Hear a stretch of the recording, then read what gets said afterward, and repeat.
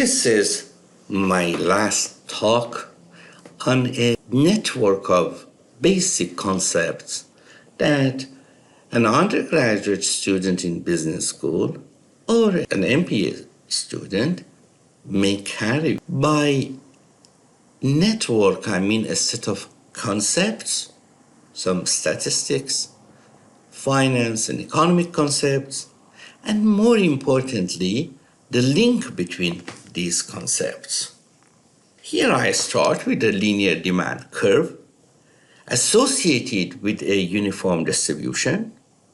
Then I identify the optimal price for that uniform distribution, which represents the willingness of a customer to pay a price for a product. As soon as I identify a price or the optimal price, the uniform distribution, the continuous uniform distribution, turns into a binomial distribution, which represents the probability of purchase and the number of customers which come to this store, online store, to go through this binomial process of buying the product or not buying the product. After that discussion, we show that if the demand for a day follows binomial distribution, then the demand for several days, based on the central limit theorem that we have learned in statistics, summation of those variables, summation of demands of 3, 4, 5, 6, 7 days form a normal distribution,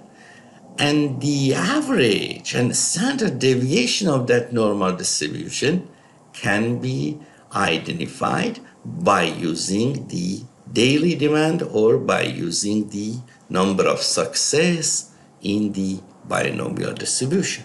After identifying the characteristics of the normal distribution over the lead time, then we can identify the optimal reorder point. By optimal reorder point, we mean an inventory level in which we place an order, and by that order, we provide a targeted service level for our customers.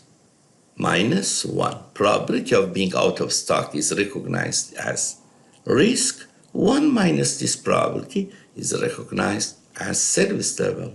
For example, we may assume that we want to have 1% probability of stock out, therefore our service level is 99%. I will go through all these concepts one by one, and then you may watch the lecture. After watching it for the first time, you may watch it for the second time. By the second time, after a little bit discussion with your teammates, I think everything should be clear. However, if anything is not clear, I'm always available to explain it in more detail. Let's go into the problem and see what we are going to do step by step. We had a linear demand curve. We know that the demand curve cuts the price axis, the y-axis, at 175 and x-axis at 70. That means the maximum price that we can sell our product is 175.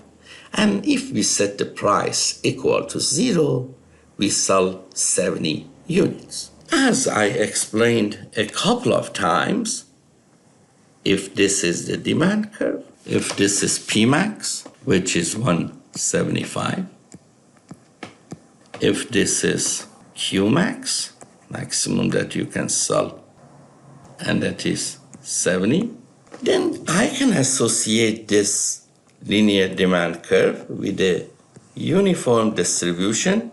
Forget this 70 for a minute. Just think about this 0 and this 175. It says, okay, if you set the price equal to 175, you sell nothing. Therefore, the probability will be this side, that is this side which has a probability of 0. And if you set the price equal to 0, your probability would be 1. Therefore, the probability is not this side, because that side everything is 0. If you set your price equal to 0, the probability of selling your product is all of this area, which ends up with 1.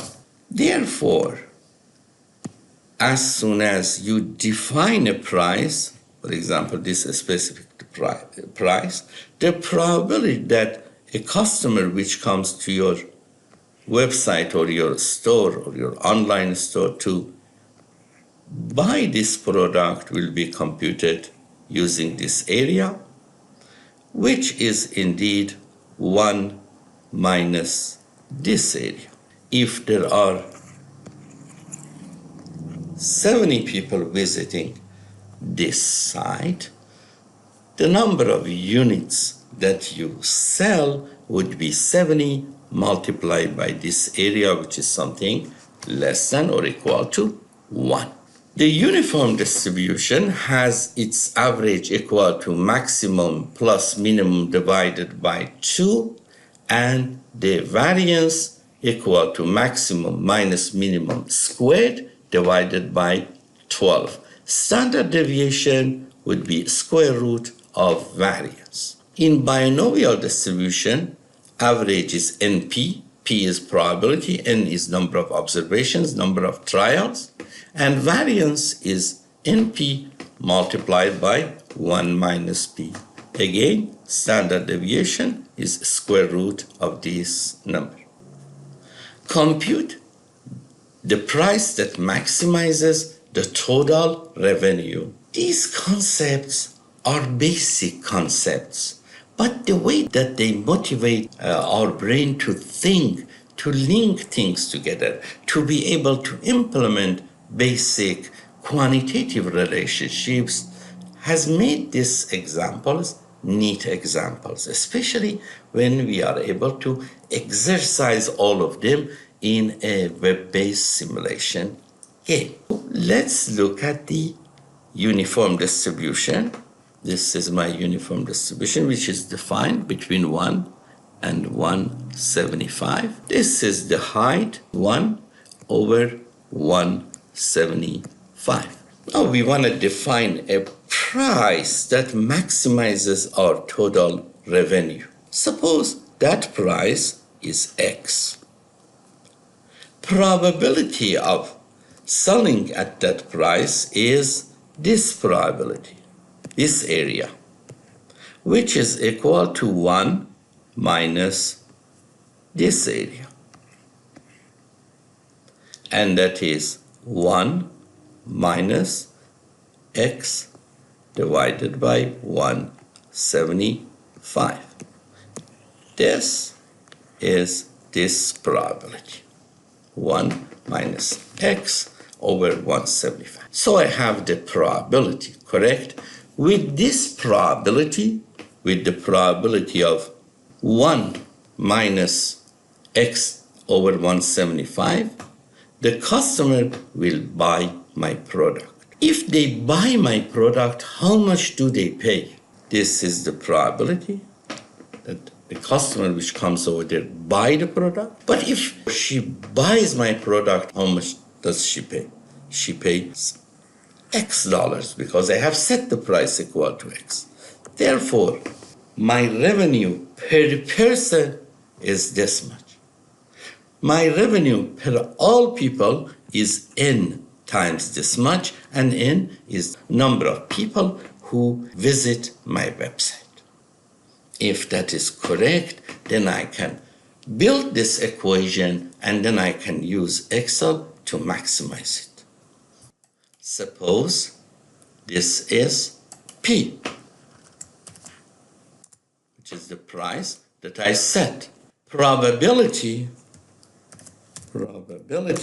of sales we said is equal to 1 minus this X, this price, divided by 175. That is the probability. Revenue per visitor would be the probability multiplied by the price that I have set. Total revenue would be what I get from one customer, from one visitor, multiplied by the total number of visitors, which was 70.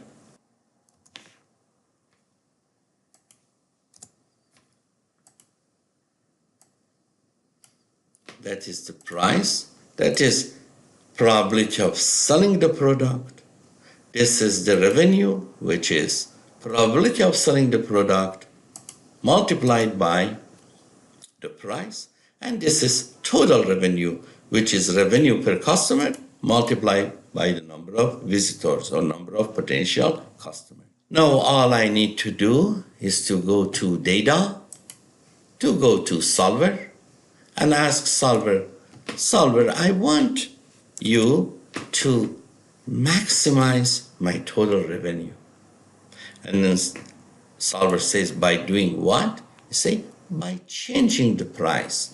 Change the price back and forth between 0 and 175 and let me know what is the price that maximizes my total revenue. And we already know that the price that maximizes my total revenue based on the computations in the previous part is 87.5. So I'll go here, solve, and I get 87.5. So if I set the price equal to 87.5, probability of sales is 50%. Out of each customer which comes over there, the probability of purchasing the product is 50%. The price that they pay for that product is this much. Revenue per customer is 0.5 times price, which is 43.75. And then I have 70 customers. If I multiply this one by 70, I get 3062.5. The maximum total revenue that I can get. No other price can provide me a revenue like this. If price is equal to X, probability of selling that divided by 175, which is 1 minus X divided by 175, that is probability of sale. Number of units sold is 70 multiplied by this, and total revenue is X multiplied by this, multiplied by this. In the previous explanation, which I just said, I first multiplied X by this probability and then multiplied by 70. Both of them are correct because I have this value. I should multiply by 70 and by price. If I multiply it by number of visits at my website, it will give me expected number of units sold. If I multiplied instead by X over here, if I bring that X and multiply X by this one, that would be expected revenue from each customer. When I multiply by both of them, then I get the total expected revenue, and that is my maximum total expected revenue. Once again, this is the probability of sales. You can multiply it by this X to get average revenue per visitor, or you can multiply it by this 70 to get the expected number of units sold, and then when you multiply it by both of them, you will get the expected revenue. Then we ask solver to maximize this by changing this. Therefore, we are here. In this sheet, I have started from row 1.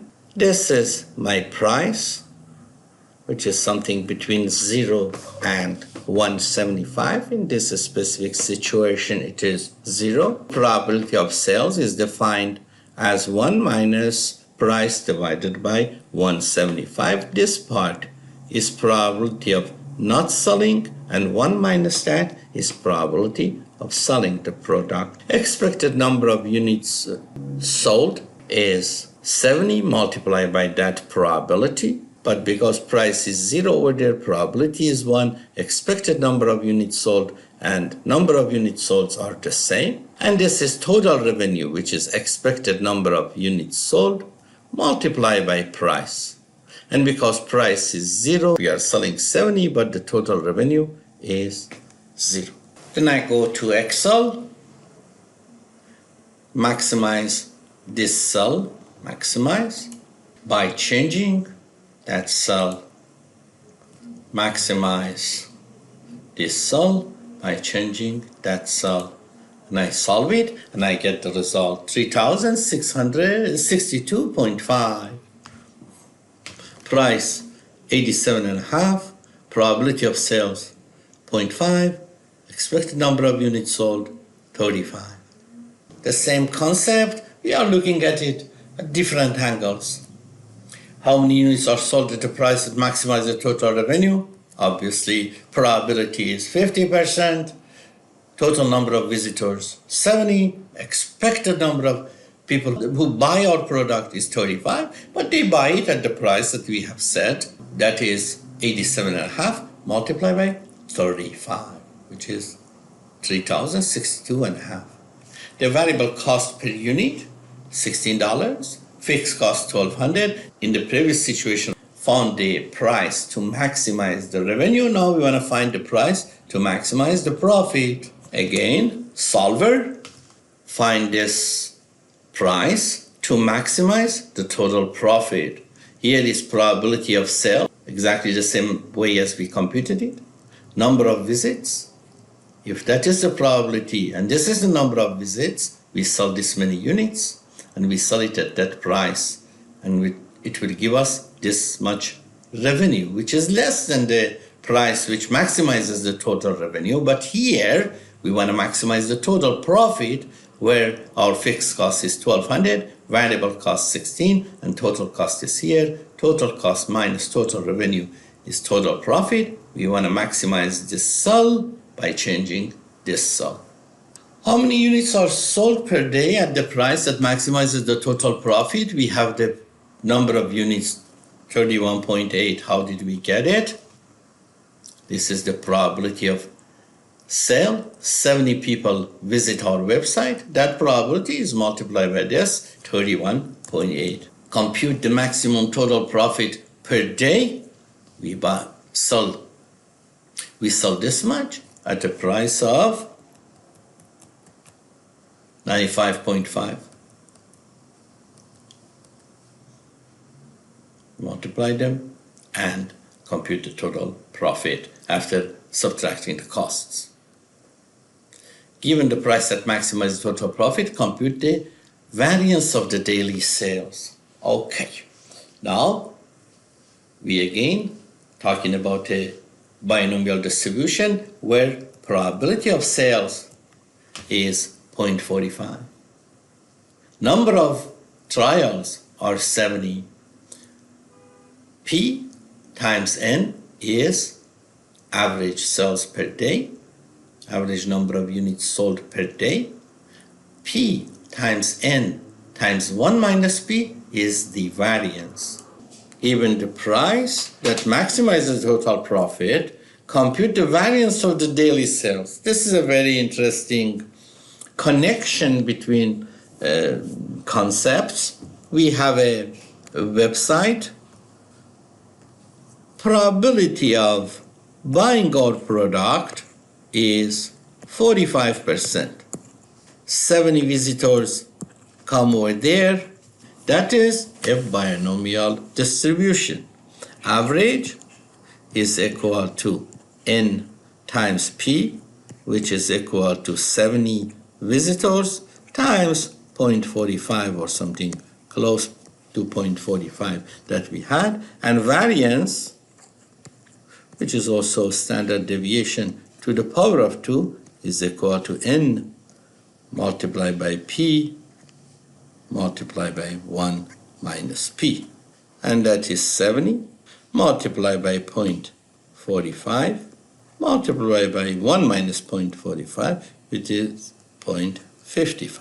And that is variance. N 70, P price 95.5, maximum price 175, probability of sales is 1 minus 95.5 divided by 175, 45%, which I mentioned. Variance is N times P times 1 minus P, which is this. Standard deviation is square root of this, which is 4.166. Now look at this. This one is also a very neat observation. We have our random variables. We have average, which is this, and we have standard deviation, which is this one, a random variable with average of 32 and a standard deviation of 4. But lead time is 4 days. Therefore, we have 1, 2, 3, 4 random variables, each with average of about 32 and a standard deviation of about 4. When we have L random variable, the average of summation of these L random variables is L times 32. In this case, L is 4, so it is 4 times 32. Therefore, over 4 days, we have 128 units of demand. The standard deviation of the demand during this period is square root of L multiplied by standard deviation of each of these random numbers. Standard deviation of each one was 4 and L was 4, so it is square root of 4 multiplied by 4, which is 8. The demand during lead time, the demand during these 4 days, has an average of 128 and a standard deviation of 8. And here are the detailed computations. Our situation is this one, but here we have 5 days. In our case was 4 days, so we have 4 random variables, and we want to know what is the average of summation of those 4 random variables, and standard deviation variances is 4 times variance of each one. Variance of each one was 17. Variance of each one multiplied by 4. This is variance of all. If you compute the square root of that, you get 8.33. Alternatively, as I explained, standard deviation of the demand during lead time is square root of L multiplied by standard deviation of each one. Here I have an example for 5, not 4. And also there is a difference between these two, which we will examine it later. This is summation of 5 random variables. This is a random variable multiplied by sum. We don't need to be worried about it for the time. Compute the reorder point. Service level is 90. So the first thing we did, we computed the average demand during lead time, and we computed the standard deviation of demand during lead time. Average was 4 multiplied by daily demand. Standard deviation was square root of 4 multiplied by standard deviation of daily demand. Now we have a normal random variable.